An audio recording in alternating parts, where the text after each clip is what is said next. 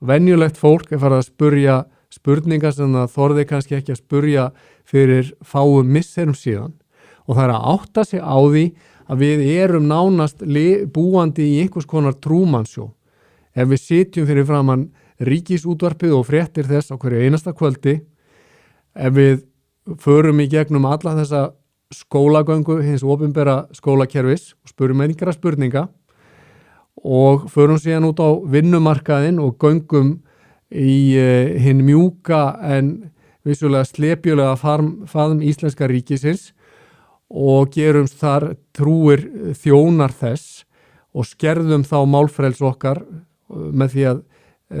hætta að gagnrýna ruglið sem í gangi, að þá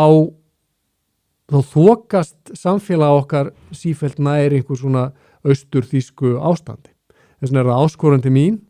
og ykkar sem eru að hlusta að við slökkvum á ríkisútvarpinu, slökkvum á fréttatímum sínar, opnum augun fyrir því sem að gerast í heiminum,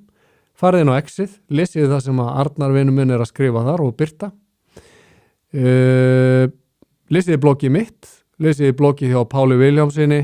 Geir Ágústsyni, lesið bloggið hjá Jóni Magnússyni, skoðið þá ótrúlegu fyndnu og skemmtilegu en oft á tíðum sérstaklega stuðandi vissulega umræðu sem í gangi inn á Exinu sem skemmtileg og holl og hættum að vera svefngenglar, tökum mataræðið okkar í gegn, hættum að innbyrða öll þessi lyf, hættum að drekka allar þessa góstrykki og förum að kannski að tala oftar við fólk. Ef við ætlum að fara í göngutúr að fara kannski út að ganga með fólki sem við getum tala við, hittum fólk augliti til auglitis, rjúfum þessa félagslegu einangrun sem að við höfum, sem